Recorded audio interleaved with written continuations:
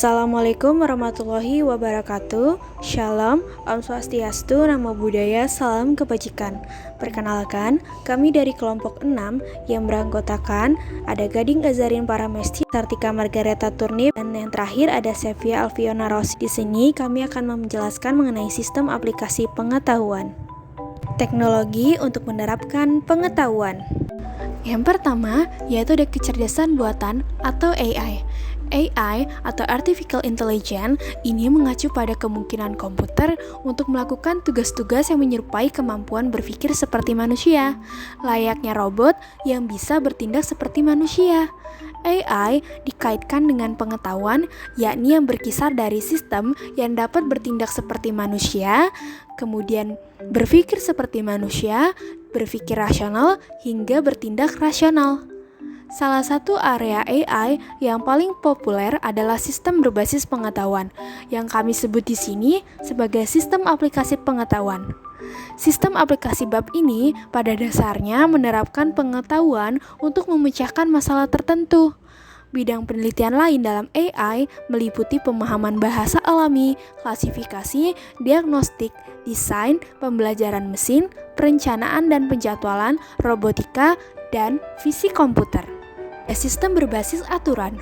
Proses pengembangan sistem aplikasi pengetahuan memerlukan penggalian pengetahuan dari pakar dan mempresentasikannya dalam bentuk yang dapat digunakan oleh komputer. Proses ini disebut dengan rekayasa pengetahuan.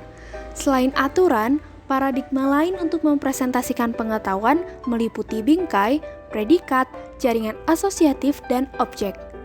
Sistem berbasis aturan telah menimbulkan beberapa kelemahan. Salah satunya adalah bahwa dalam banyak keadaan, jumlah aturan yang mungkin diperlukan untuk mempresentasikan domain dengan benar mungkin cukup besar. Sistem penalaran berbasis kasus. Meskipun pendekatan aturan untuk representasi pengetahuan telah menghasilkan banyak contoh sistem aplikasi pengetahuan yang berhasil, banyak dari sistem ini semakin didasarkan pada penerapan metodologi penalaran berbasis kasus. Salah satunya Case-Based Reasoning atau CBR adalah salah satu teknik kecerdasan buatan yang dirancang untuk meniru pemecahan masalah manusia. CBR didasarkan pada model memori dinamis dalam SNCC 1982. Tujuannya adalah untuk meniru cara manusia itu memecahkan masalah. CBR adalah metode penalaran analogis yang memanfaatkan kasus atau pengalaman lama dalam upaya memecahkan masalah, mengkritisi solusi, menjelaskan situasi anomali, atau menginterpretasikan situasi. Bagaimana proses pengetahuan berbasis kasus? Yang pertama, cari pustaka kasus untuk kasus serupa. Kedua, pilih dan ambil kasus yang paling mirip. Kemudian yang ketiga, sesuaikan solusi untuk kasus yang paling mirip. Keempat, terapkan solusi yang dihasilkan dan dapatkan umpan balik. Yang terakhir, tambahkan masalah yang baru dipecahkan ke pustaka kasus. Teknologi pengembangan sistem pengetahuan. Yang pertama ada penalaran berbasis kendala. Adalah salah satu teknik kecerdasan buatan yang pada dasarnya menggunakan apa yang tidak dapat dilakukan untuk membantu proses menemukan solusi. Teknik ini berguna dalam tugas-tugas yang dibatasi secara alami seperti perencanaan dan penjadwalan. Kedua adalah Model Based Reasoning atau MBR adalah teknik penalaran cerdas yang menggunakan model sistem yang direkayasa untuk mensimulasikan perilaku normalnya.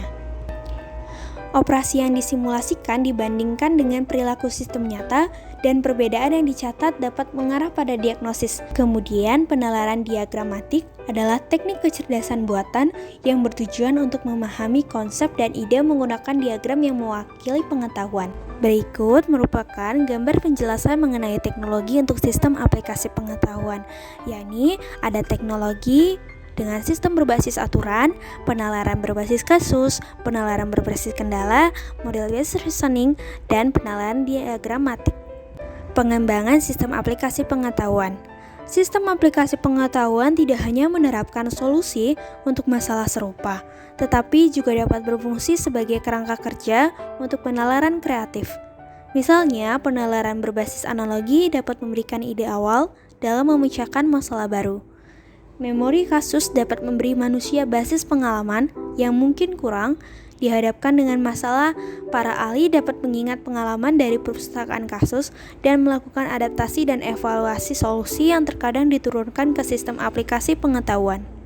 Ingatlah bahwa sistem aplikasi pengetahuan mencangkup sistem penasihat, diagnosis kesalahan atau sistem pemecahan masalah, sistem pakar, sistem helpdesk, dan sistem pendukung keputusan secara umum.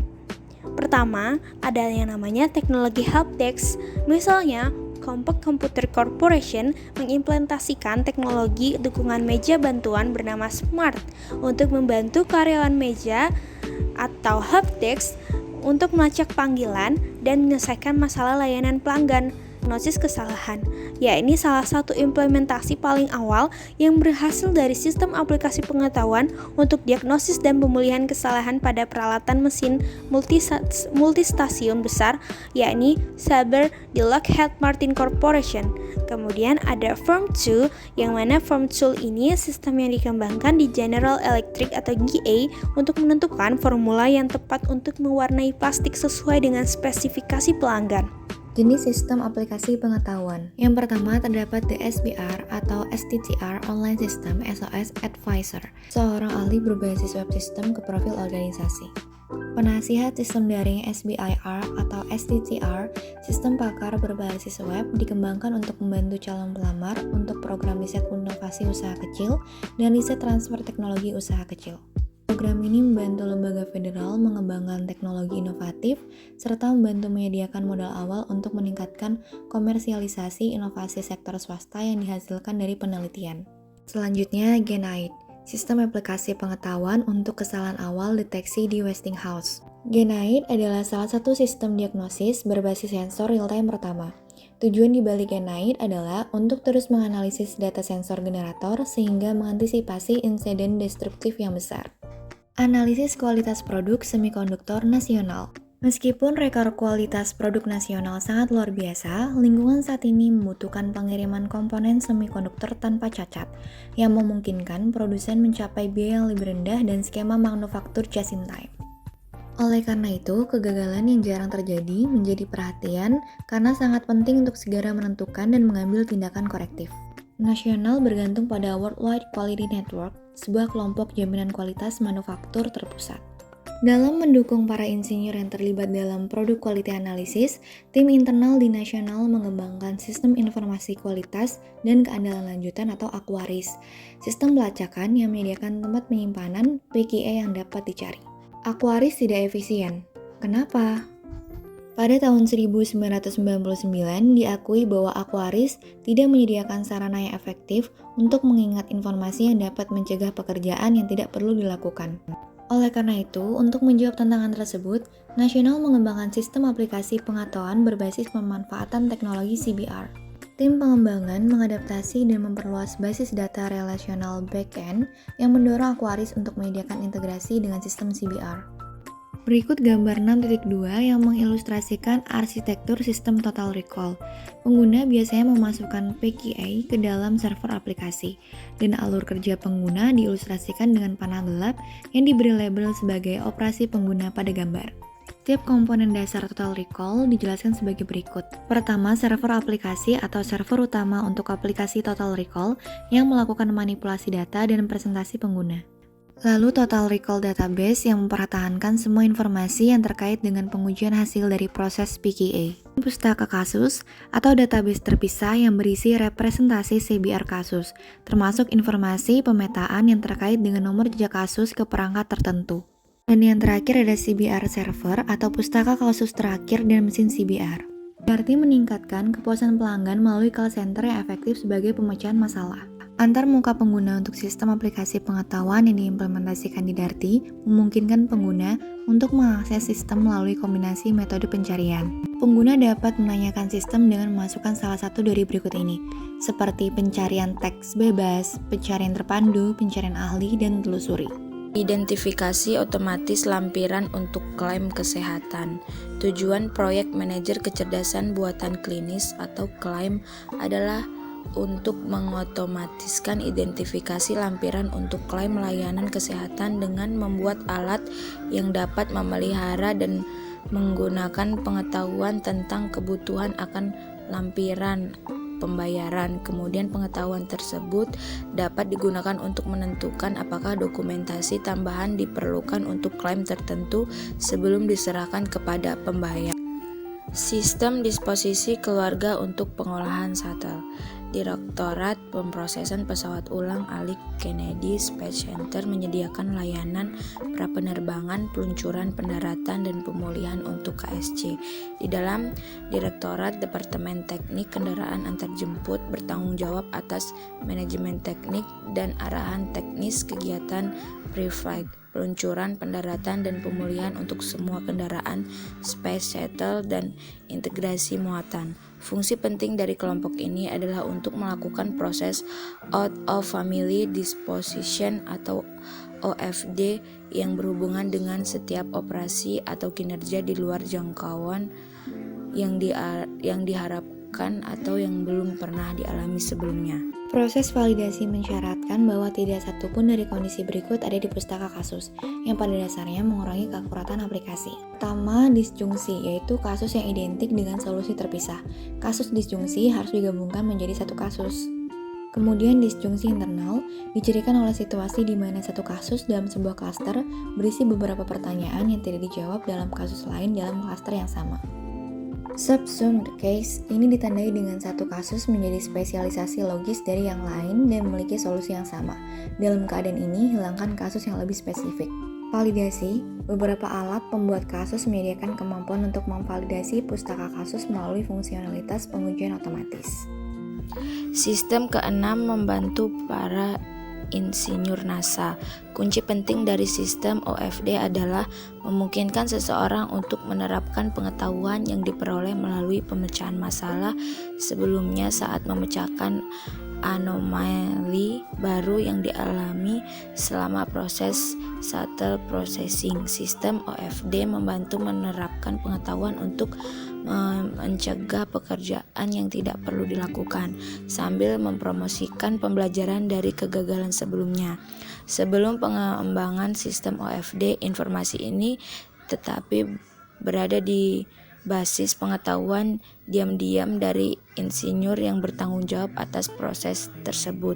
Karena NASA menikmati keuntungan memiliki tenaga kerja yang relatif stabil, para insinyur menggunakan basis pengetahuan mereka sendiri untuk mengidentifikasi kasus serupa yang telah mereka selesaikan di masa lalu. Namun karena perampingan dan persyaratan terus menjadi bagian dari lanskap pemerintah federal, sistem seperti OFD akan menjadi penting sebagai platform penerapan pengetahuan untuk mengidentifikasi dan menerapkan pengetahuan relevan sebelumnya.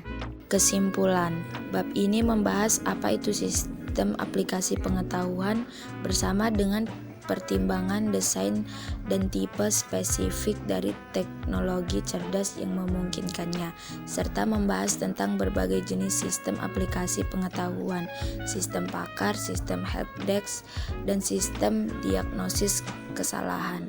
Adapun 6 studi kasus yang menggambarkan penerapan sistem aplikasi pengetahuan disajikan, dirancang untuk mencapai tujuan yang berbeda, memberikan saran, mengenali deteksi kesalahan, dan memacu penalaran kreatif. Yang pertama ada sistem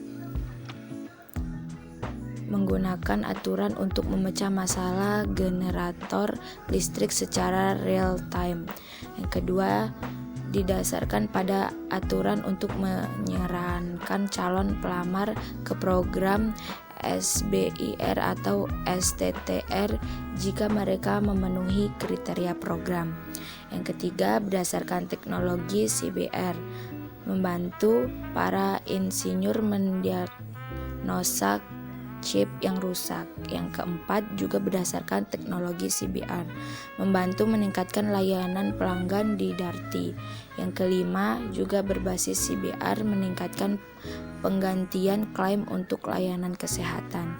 Yang keenam, membantu para insinyur NASA menemukan solusi untuk masalah baru yang dihadapi saat memproses pesawat ulang-alik. Baik, sekian pemaparan materi pada video ini. Apabila ada kesalahan, kelompok kami meminta maaf dalam penyampaian materi. Sekian, terima kasih. Semoga ilmunya bermanfaat.